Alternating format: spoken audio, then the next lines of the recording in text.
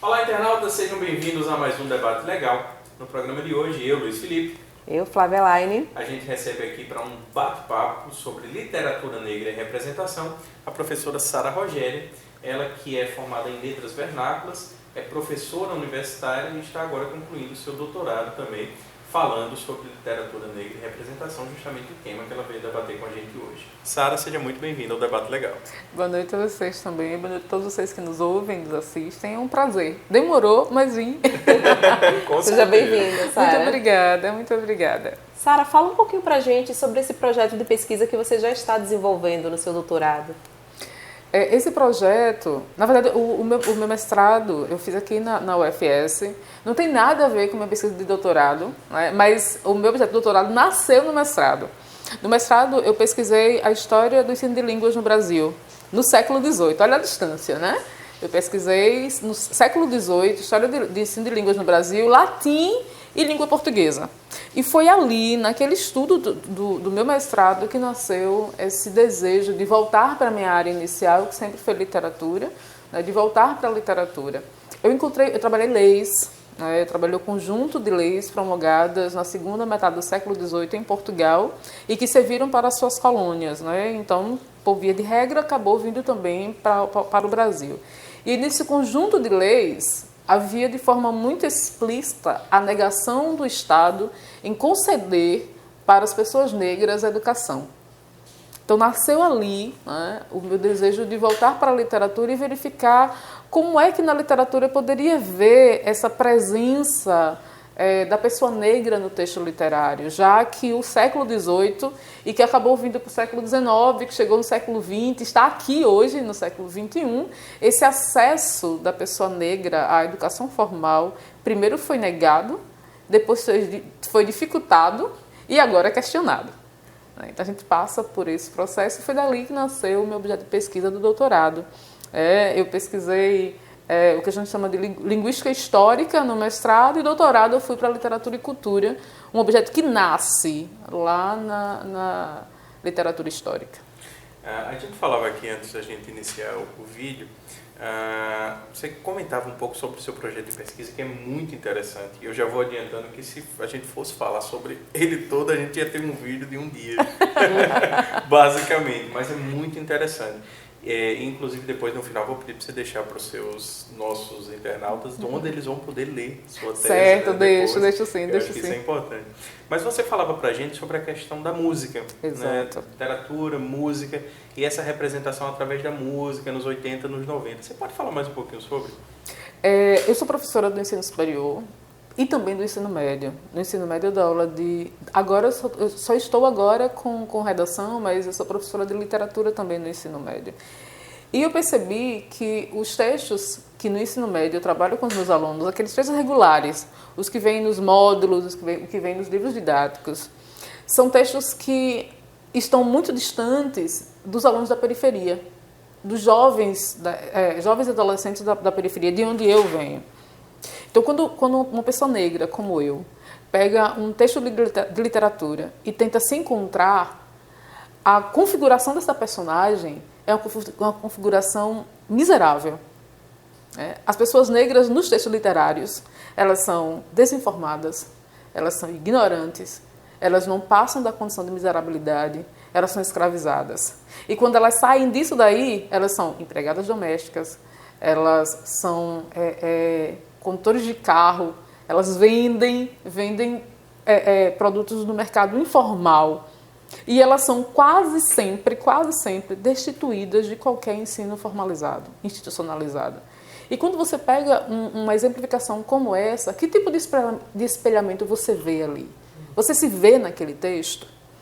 E aí eu, naquele momento, professora, né, doutoranda, procuro na literatura uma personagem em que eu me encaixe, em que eu me veja e não encontro. Daí a questão da representatividade. Daí a questão da representatividade. E onde é que eu me encontro? Né? Eu me encontro na música. Eu me encontro quando eu pego uma música e leio aquela letra dali, e a letra diz que a sociedade espera que eu use um elevador de serviço, porque o elevador de serviço é o meu local. né? E a música apresenta isso de uma forma crítica, enquanto o romance apresenta isso como uma coisa normatizada. É normal isso daí.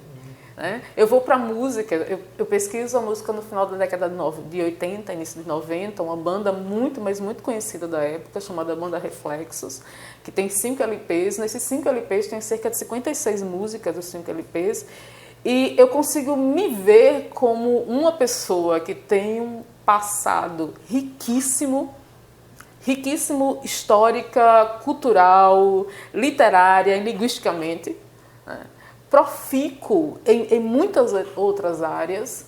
Eu me vejo não como uma pessoa escravizada, mas como uma pessoa decolonizada, uma pessoa cuja mente, apesar do corpo estar aprisionado, a mente sempre esteve livre. E eu consigo ver isso na música. E eu espero que os meus alunos vejam isso na música. E aí, quando eu volto, eu sou de um bairro periférico daqui da cidade, do Bugio. E se eu chego no Bugio e pergunto para qualquer pessoa que teve a infância, que passou a infância junto comigo, que estudou comigo num colégio chamado Paulo Costa, também lá no Bugio, se eu pergunto para essas pessoas quem foi uma mulher chamada Beatriz Nascimento, ninguém sabe quem ela é. Se eu pergunto quem é Conceição Evaristo, ninguém sabe quem ela é. Porque são textos que estão dentro da instituição. São textos que que a pessoa só vai ter contato se ela chegar à universidade. Nem no ensino médio. Só vai ter contato se ela chegar à universidade. Mas se eu pergunto para eles sobre Senegal, ainda que eles não tenham assistido a única aula de história, ou de geografia, desculpa, eles vão saber Senegal por causa da música. Eles vão saber que Senegal passou por um período de colonização, que eles foram alijados de seus direitos. Por quê? Porque eles ouviram na música. Se eu pergunto quem é Nelson Mandela, eles vão saber porque eles ouviram na música. Né? E a música faz isso. Ela é capaz de moldar, melhor, de moldar não, ela é capaz de ajudar na construção de alguns pensamentos. E na década de 80, década de 90, nós tivemos isso de forma muito forte na música. Eu estava falando no começo que nós tivemos aqui 3 ritmos muito fortes na década de 80, foram o rock, o mangue beat e o que nós chamamos de axé, mas que na verdade era um samba reggae. Né? E que eles todos nasceram no Nordeste. O rock é da região sul. Aí você pergunta o nome de um roqueiro, né, que estava ali naquele nascimento do rock aqui no Brasil, você não vai... Se você souber alguma coisa sobre a história do rock, você não tem como não falar sobre Tom Tornado. Né? Não tem como não falar... Acabei de esquecer novamente o nome dele, do baiano, Raul Seixas. Não tem como não falar nessas pessoas. Né? Tom Tornado, um homem negro, Raul Seixas, um nordestino. E esse conhecimento da música e essa letra que a música traz, ela que vai ajudar o jovem da periferia. Ele não vai aprender isso na escola. Ele vai chegar na escola e vai fazer todo o ensino médio sem conhecer um único literato negro. Porque não tem. Eu sou do ensino médio, mas eu também no ensino superior. Eu gosto de fazer esse exercício com meus alunos na primeira semana de aula, quando chegam os alunos, os calouros, para a teoria literária, eu sempre levo algum livro, um livro que eles, quando eles chegarem na fase de estágio, eles vão utilizar, né, os livros didáticos. E aí eu sempre levo um livro e peço para que eles me digam quais são os poetas que tem ali, quais são os literatos que tem ali, que eu sei que eles não vão saber de qual, então eu só li. Pesquisem aí, então, peguem um módulo de literatura e me digam quais são os autores negros, quais são os autores que tem aí. Primeiro eu peço autores. E eles me dizem, geralmente são autores homens, brancos e ricos. É verdade. A nossa literatura ela é construída nessa perspectiva. A pessoa que faz literatura no Brasil e que está nos nossos livros, essas pessoas são homens, brancos e ricos. E depois que eles fazem isso, eu peço para que eles se enxerguem naquilo dali. E eles se enxergam nessas pessoas brancas, homens e ricas. Eu acho que esse é um desafio também até das mulheres, imagina, porque o negro já teve durante essa trajetória histórica a inserção do negro na literatura, como você está mostrando aí, como foi difícil. Como foi difícil, exato. Ainda é difícil para o homem, mas as mulheres ainda têm um peso muito maior. Muito maior. Quando a gente pensa em literatas, né, em poetas brasileiras, nós vamos dizer, via de regra, 2 nomes: Clarice Lispector e Cecília Meirelles. Dificilmente alguém vai dizer um outro nome. São esses 2 nomes que sempre vão aparecer, e quando você abre um livro didático, o modernismo, são essas 2 pessoas que estão lá. Né? São elas 2 que vão aparecer ali. Eu digo, meus amigos, olha, tinha uma mulher chamada Úrsula, uma mulher negra, do século XIX, foi uma das primeiras mulheres no Brasil a escrever literatura, uma mulher negra. Procurem por essa mulher aí. Não vão encontrar, porque ela não está lá. Beatriz Nascimento não está. Conceição Evaristo, que hoje é um expoente na literatura brasileira, não está. Luiz Gama, advogado, literato, abolicionista, né? Produziu literatura abolicionista no mesmo período de Castro Alves. E era um negro falando sobre abolição. Se pegar os livros de literatura do ensino médio, ele não está. Eu só conheci Luiz Gama na faculdade. Não está lá, ele não está lá. E olha que eu só conheci na faculdade, mas em debates organizados por estudantes, mas não no curso em si. Então, e aí muitos desses a gente também conhece ouvindo música. Né? Agora nós estamos numa fase, o axé mudou muito, né? Na verdade o samba reggae mudou, pegou essa característica mais comercial, né?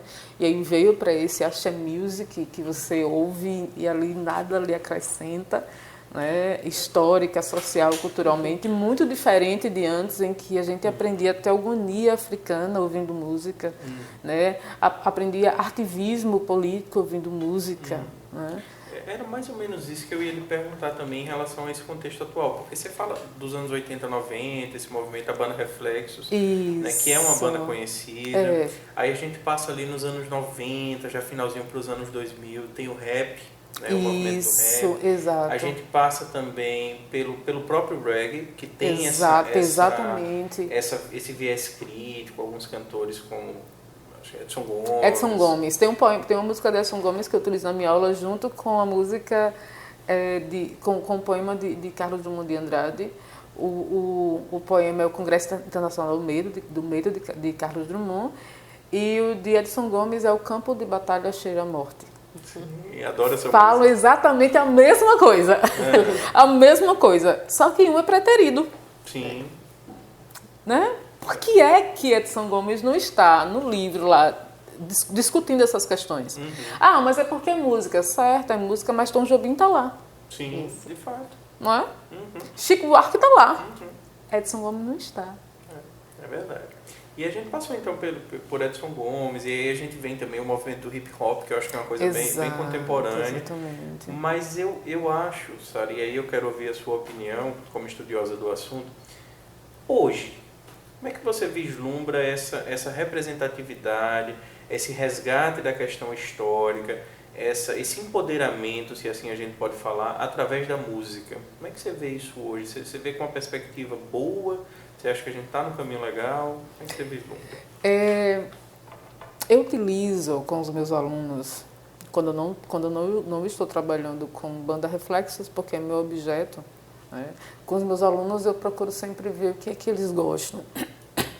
Então no rap hoje tem alguns homens e mulheres que cantam rap que tem letras muito, mas muito boas. Tem um chamado Baco Exu, que trabalha, não sei se vocês já ouviram falar em Frantz Fanon, Peles Negras, Máscaras Brancas. E a música de Baco Exu aponta justamente para isso. O menino da periferia que está ouvindo aquilo dali, ele não sabe ele não sabe, mas ele está ouvindo filosofia africana. Ele não sabe disso, mas aquilo ali vai fazer com que ele consiga pensar o estar no mundo dele.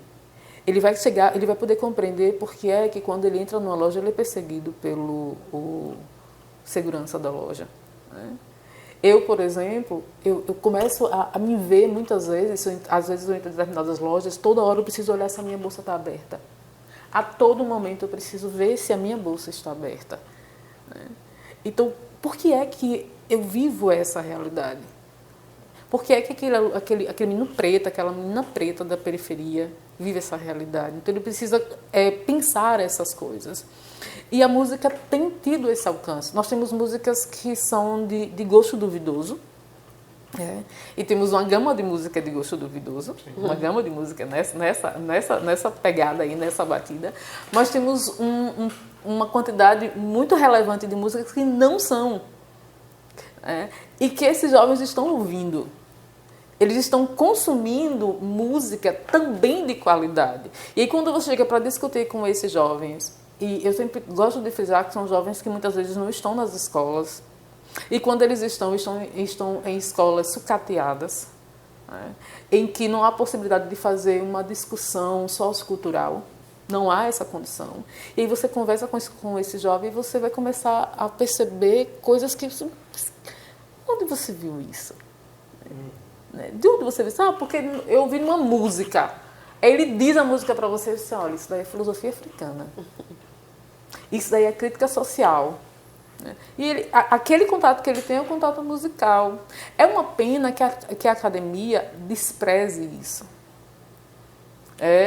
Foi uma briga. Eu não prestei o doutorado aqui na UFES, porque eu lembro que quando eu estava com o projeto todo pronto, o meu orientador, que seria o daqui, o professor Luiz Eduardo, para ele estava ótimo, porque aquilo dali a gente já pesquisava no grupo de pesquisa, no NEC, Núcleo de Estudos da Cultura, aqui na UFES. Só que não é uma prática da UFES considerar na literatura texto literário que não seja convencional, que não seja um romance, que não seja uma poesia. Então, tradicionalmente, a UFES, na verdade a UFES não, tradicionalmente a academia, não a UFES, mas a academia privilegia os textos que são naturalizados como textos literários. E aí a música acaba não entrando. E se a música, que é o gênero de texto que mais chega aos adolescentes e jovens, ela não entra, então eles são também excluídos. Agora, por que nós temos tanta discussão hoje? Porque hoje nós temos muito mais pessoas negras dentro das universidades. Isso. Resultado das políticas de afirmação. E eu acho que aí vem um outro desafio, que é o desafio da academia chegar no povo. Exatamente. A academia sair daquela coisa da universidade como aquele lugar inalcançável, E que é uma função da academia, ela tem que chegar na sociedade. A função da academia é essa, é chegar às pessoas.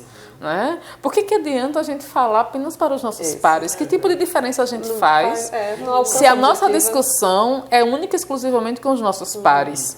Né? Ainda que nós estejamos na rua, ainda que nós estejamos, no meu caso que sou professora, lidando com alunos de bairros periféricos, né? Ou alunos que estão em instituições privadas de ensino, de que adianta ter tanto conhecimento se eu não consigo dialogar com essas pessoas? Né? De que adianta uma pessoa que está na área de direito se formar para não atender aquelas pessoas que estão ali necessitadas, né, de um auxílio jurídico? Ou pior ainda, quando chega essas pessoas que precisam realmente de auxílios jurídicos, não as vê como gente. Então a academia ela deveria se abrir para essas questões. Mas, na verdade, o que a gente vê é que ela anda na contramão de tudo isso. Né? As cotas, por exemplo. A entrada de negros na universidade mudou muito o cenário.